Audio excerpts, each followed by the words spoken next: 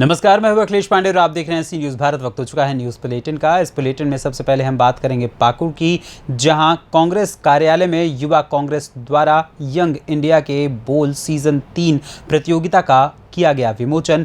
वहीं आगे बात करेंगे रीवा जिले की, जहां आदिवासी रानी कमलापति जी के बारे में अमर्यादित टिप्पणी के विरोध में भारतीय जनता युवा मोर्चा ने किया पुतला दहन। साथ ही आगे चर्चा होगी विदिशा के गंज बासौदा की, जहां दिन दहाड़े पेट्रोल पंप पर मारपीट करने वाले आरोपियों से लगवाई गई उठक बैठक, निकाला गया जुलूस। और भी तमाम खबरों पर आइए विस्तार से करते हैं चर्चा। खबर धार से है, जो विकासखंड तिरला में कलेक्टर के दिशा निर्देश अनुसार धार जिले के समस्त विकासखंड की आशा और सीएचओ को फ्लोराइड टेस्टिंग किट प्रशिक्षण देकर उपलब्ध कराने के लिए लोक स्वास्थ्य यांत्रिकी विभाग को निर्देशित किया गया। इसी परिपालन में मुख्य चिकित्सा और स्वास्थ्य अधिकारी डॉक्टर शिरीष रघुवंशी के मार्गदर्शन में विकासखंड तिरला के मुख्य विकासखंड चिकित्सा अधिकारी डॉक्टर मिलिंद उपासनी की अध्यक्षता में फ्लोराइड टेस्ट किट का एक दिवसीय कार्यशाला का आयोजन फ्लोरिरिस टेस्ट प्रशिक्षण एएनएम, सीएचओ, आशा सुपरवाइजर और आशा को दी गई, जिसमें राष्ट्रीय फ्लोरोरिस निवारण और नियंत्रण कार्यक्रम की गतिविधि बढ़ाने के लिए डॉक्टर एमडी भारतीय जिला फ्लोरोसिस कंसल्टेंट के द्वारा फ्लोरोसिस बीमारी के बारे में विस्तार से बताया गया। इस मौके पर बीईई सुनील मुजाल से बीपीएम श्रीमती मीना भूरिया, बीसीएम समेत कई लोग उपस्थित रहे। धार से सी न्यूज़ संवाददाता पंकज शर्मा की रिपोर्ट। खबर फिरोजाबाद की शिकोहाबाद से है, जहां पर शिकोहाबाद तहसील में कड़ी सुरक्षा के बीच नामांकन हुए। नगर पालिका शिकोहाबाद से प्रत्याशी रानी गुप्ता ने नामांकन किया। भाजपा के कई और वरिष्ठ नेता भी इस दौरान मौजूद रहे।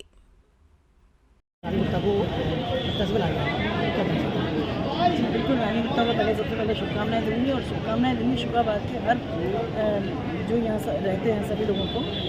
और मुझे लगता है कि सबने मन बना लिया है कि यहाँ सब कुछ चेंज होना चाहिए।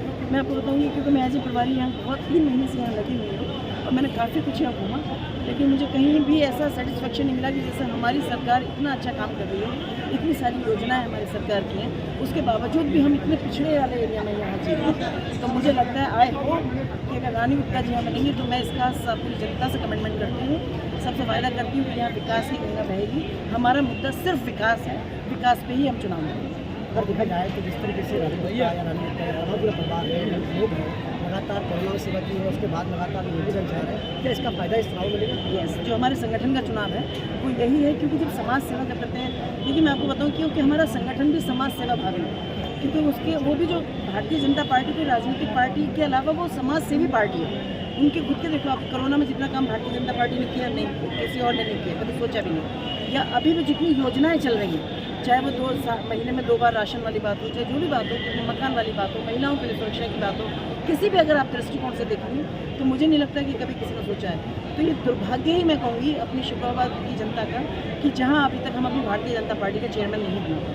तो मुझे उम्मीद है पूरी जनता का इन पर विश्वास है, प्रत्याशी, क्योंकि ये खुद समाज सेवा में इतने इन्वॉल्व रहते हैं, तो निश्चित रूप से जब ये यहाँ चेयरमैन बनेंगे तो शिकोहाबाद का नक्शा कुछ और ही होगा और यहाँ विकास की रानी गुप्ता नाम है मेरा, मैंने भाजपा से नामांकन किया है। क्या चुनावी वादे रहेंगे किस जनता के लिए, आप क्या कहना चाहेंगे? मेरा काम होगा, मैं नगर में विकास कराऊंगी। जनता के लिए क्या कहना चाहेंगे? जनता के लिए कहना चाहूँगी वो मुझे सपोर्ट करें। आज किस रूप में नामांकन किया है? आज भारतीय जनता पार्टी के टिकट पर श्रीमती रानी गुप्ता को टिकट दिया गया है और मैं भाजपा के जितने भी शीर्ष नेता, जिले के नेता जो भी हैं, मैं सभी का धन्यवाद देता हूं। उन्होंने हम पर भरोसा जताया। रोटी बैंक के बाद अब किस तरह की जनता की सेवा होगी, ये शिकोहाबाद जनता को कैसे देना चाहते हैं? हमारा एक ही लक्ष्य होगा, जो गलियाँ बनी नहीं हैं उन गलियों को बनवाएंगे। बरसात में जो पानी भर जाता है, कोशिश करेंगे पानी ना भरे, उसके लिए पंप सेट भी लगाएंगे। जितना भी हो सकेगा वो करेंगे। मेन लक्ष्य रहेगा गंदगी ना रहे। फिरोजाबाद से सी न्यूज़ संवाददाता सन्नेश कुमार गुप्ता की रिपोर्ट। खबर इंदौर से है, जहां दलित महिला पर हो रहे अत्याचार मामले में खुडैल थाना क्षेत्र ग्राम पंचायत बिहारिया का मामला है, जहां दलित महिला के घर पर आकर दबंग लोगों ने उसके साथ छेड़खानी की। जब उसने विरोध किया तो उसके साथ मारपीट और जाति सूचक शब्द बोले गए और मोहल्ले के कुछ व्यक्तियों ने उसका बीच बचाव किया। पीड़िता जब खुडैल थाना पहुंची तो रिपोर्ट करवाने तो पुलिस प्रशासन अधिकारी ने रिपोर्ट लिखने से मना कर दिया। 2-3 दिन बीत जाने तक ऐसे ही घुमाते रहे। उसके बाद पीड़िता राष्ट्रीय अध्यक्ष मनोज परमार के पास पहुंची और मनोज परमार ने थाने पर फोन लगाकर FIR दर्ज कराने की मांग की तो पुलिस ने उसके बाद रिपोर्ट लिख ली, लेकिन गिरफ्तारी नहीं की। क्या महिला के ऊपर कोई घटना हो जाएगी इसके बाद पुलिस गिरफ्तार करेगी? आखिर ऐसी लापरवाही पुलिस क्यों करती है? ऐसी घटना के बाद बड़े सवाल उठ रहे हैं। मैं दलित परिवार से हूँ। मेरे साथ इन लोगों ने छेड़छाड़ी की है घर में घुसकर, और इन्होंने मारपीट की मेरे साथ। मेरे सारे बाल उखाड़ दिए, रोड पे घसीट घसीट के मारा मुझे, और 2 गली के लोगों ने मुझे छुड़वाया। वो पानी भरने गई थी तो मुझे चमारन बोल के पानी नहीं भरने दिया, हटा दिया मुझे। तो मेरी दरखास्त से ये निवेदन है कि मुझे इंसाफ मिले। मैं शिवराज सिंह चौहान सर से हाथ जोड़ के विनती करती हूँ कि मेरे साथ न्याय हो। मैं बहुत परेशान हो गई हूँ। मुझे रात में दिन में मुझे हर वक्त परेशान कर रहे ये लोग। मुझे बहुत परेशान हूँ, मैं बहुत परेशान हो गई। मेरी मदद करें। मैं हाथ जोड़ के विनती करती हूँ मुख्यमंत्री जी से कि मेरी मदद करें। आप थाने पे गए थे या चौकी पे गए थे प्रशासन के पास? पहले तो हम चौकी पे गए थे जी। तो उन्होंने हमें आवेदन लिख के दे दो बोले, तो आवेदन लिखवा लिया था। फिर हमें घर भेज दिया, फिर मेडिकल के लिए भेजा एमवाई। फिर एमवाई से फिर हमको घर भेज दिया। फिर कोई कार्रवाई नहीं की, रिपोर्ट दर्ज नहीं की। फिर दूसरे दिन बुलाया, दूसरे दिन भी इन्होंने रिपोर्ट नहीं लिखी। और फिर तीसरे दिन गए, फिर हमने मनोज भैया है हमारे, उन्होंने बोला, तब इन्होंने रिपोर्ट दर्ज करी। तो मैं बहुत परेशान हो गई हूँ। मुझे न्याय चाहिए। मैं हाथ जोड़ के विनती करती हूँ, मुझे न्याय दिलवाइए। मोहल्ले के कितने व्यक्तियों ने आपके साथ जो बीच बचाव किया है? ये 2 गली के लोगों थे, उन्होंने मुझे छुड़वाया। ठीक है, आपका नाम? मेरा नाम गायत्री है, गायत्री निमोरे, पति पप्पू निमोरे। यहाँ के जो व्यक्ति जो दबंग लोग हैं, क्या कौन कौन है वो लोग? उसका नाम मनोज यादव है, राकेश यादव और जितेन यादव। और गांव का सरपंच है, वो भी मुझे बहुत धमका रहा है रिपोर्ट वापस लेने के लिए। मुझे जान से मारने की धमकी दी उसने। सरपंच का क्या नाम है? उसका नाम संदीप यादव है। संदीप यादव जी।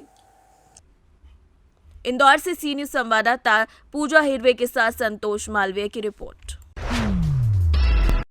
खबर कानपुर से है, जो अग्नि सुरक्षा सप्ताह के अंतर्गत अग्निशमन विभाग द्वारा कानपुर एडविल्स प्राइवेट लिमिटेड मयूर रिफाइनरी रनिया में अग्नि सुरक्षा प्रबंध विषय पर एक प्रशिक्षण और मॉक ड्रिल आयोजित की गई। शिविर का शुभारंभ सुरेंद्र सिंह CFO ने किया। प्रशिक्षण कृष्ण कुमार गुप्ता FSO, लखन शुक्ला मुख्य प्रशिक्षक आपदा प्रबंधन ने दिया।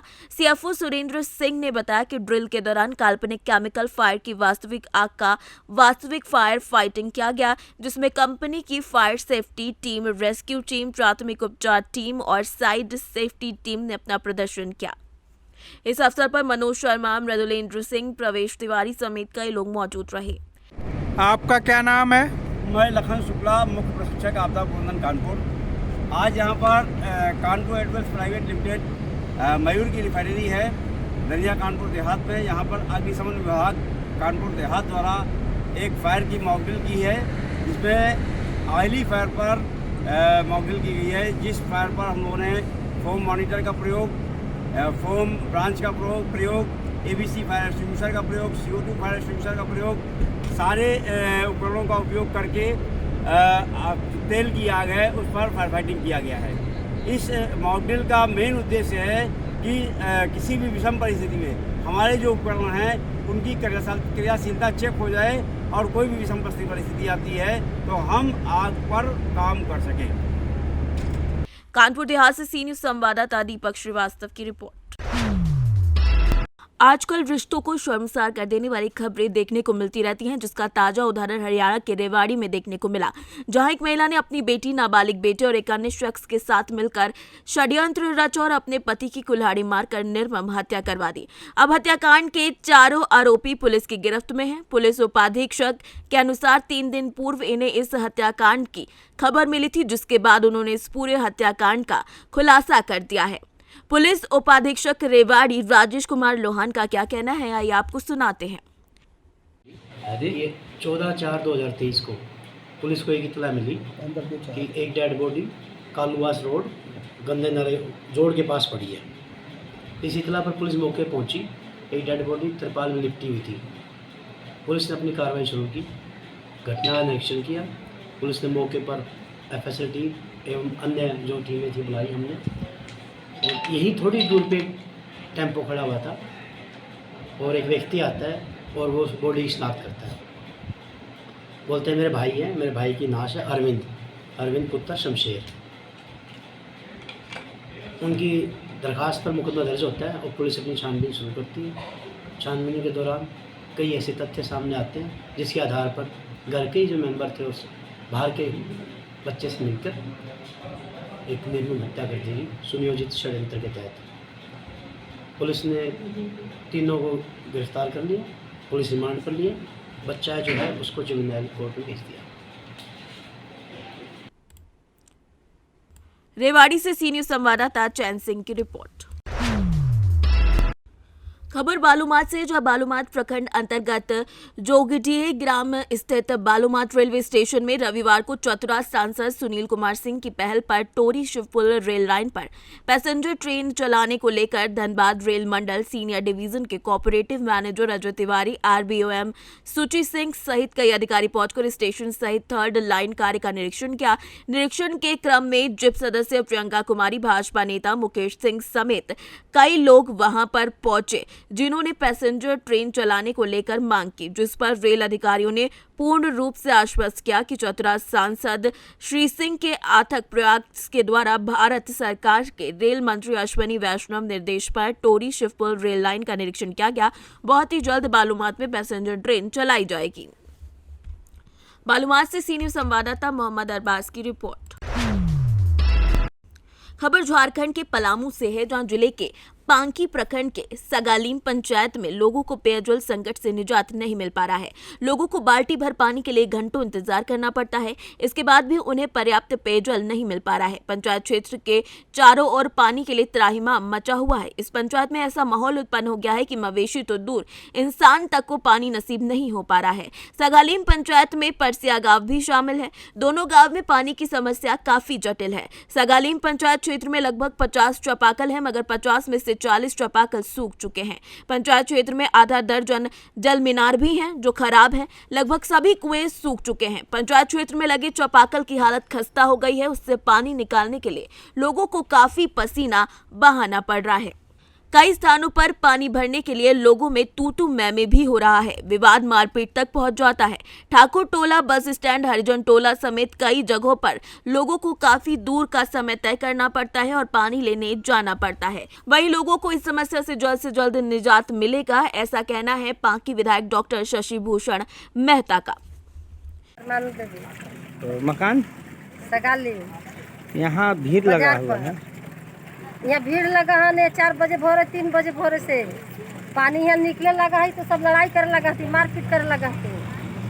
तो कितने बजे से पानी भरा जाता है? 7 बजे से पानी देवा है। अच्छा। और 7 बजे से मैंने 4 बजे से यहाँ भीड़ लगल रहा थी पानी ला। पहला ही और यहाँ पानी कोई चापाकल नहीं है? चापाकल कल है तो पानी है ये ना है, सब सूख गए है। कुइयाँ है तो कुएं में सूखल है, पानी है ये नहीं है, इतना पानी मानी गिरा। अच्छा, इस जल मीनार से कितने लोग लमसम कितने घर के लोग पानी पीते होंगे? कम से कम 100-125। लोग के 15वीं से जो भी पैसा इसमें आया है उससे माध्यम से हम चापाकल वगैरह मरम्मती करा रहे हैं। जल मीनार जो भी खराब पड़े हैं उनका जो है सब मरम्मती करवा रहे हैं। यहाँ 1-2 जगह पानी की किल्लत है। ये हरिजन टोला है, यहाँ परसिया में करीवा पत्थर बोलते हैं, वहाँ जल मीनार लगा करके उसके माध्यम से पानी सप्लाई देना चाहते हैं, देने जा रहे हैं। लेकिन फंड के अभाव के चलते बृहद रूप में काम कर नहीं पा रहे हैं। तो यहाँ ये जल मीनार मात्र एक ही जल मीनार है? एक ही को कुछ है ये नहीं है। कुआं है तो वहाँ में पानी नहीं है। हाँ। पलामू से सीनियर संवाददाता अमित शर्मा की रिपोर्ट।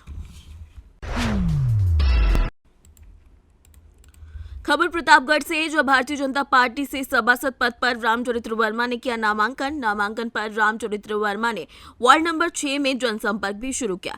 नगर पंचायत सभासद पद पर आज उन्होंने नामांकन किया है। बता दें कि इससे पहले रामचरित्र वर्मा लगातार 5 बार सभासद रह चुके हैं, एक बार नगर पंचायत अध्यक्ष भी रह चुके हैं। प्रतापगढ़ से सी न्यूज संवाददाता अभिषेक वर्मा की रिपोर्ट।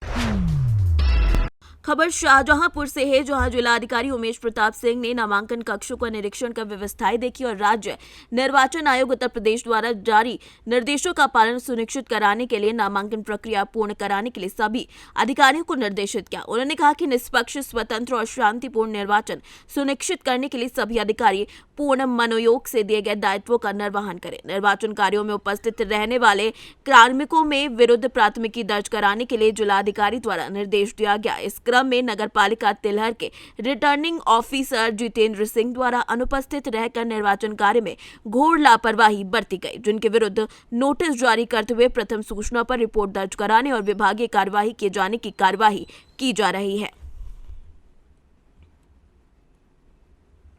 शाहजहांपुर से सी न्यूज संवाददाता फसाद खान की रिपोर्ट। खबर शाहजहांपुर से है, जहां कोतवाली तिलहर पुलिस द्वारा 6 नफर अभियुक्त गढ़ को घटना में प्रयुक्त 6 लाठी डंडा बरामद कर दोनों पक्षों का अभियोग पंजीकृत कर विधिक कार्यवाही की जा रही है। दरअसल खबर शाहजहांपुर से है, जहां पुलिस अधीक्षक एस आनंद के निर्देश पर संजीव कुमार बाजपेयी, अपर पुलिस अधीक्षक ग्रामीण के पर्यवेक्षण और प्रियांक जैन क्षेत्राधिकारी तिलहर के नेतृत्व में चलाए जा रहे अभियान में गिरफ्तारियां की गई हैं। गिरफ्तार किए अभियुक्त गढ़ों की सूची में नाम भी दर्ज है। शाहजहांपुर से सीनी संवाददाता फसाद खान की रिपोर्ट। फिलहाल के लिए इस न्यूज़ बुलेटिन में बस इतना ही। देश दुनिया की तमाम खबरों के लिए देखते रहें सी न्यूज़ भारत। हर खबर आपके साथ, आपके हाथ।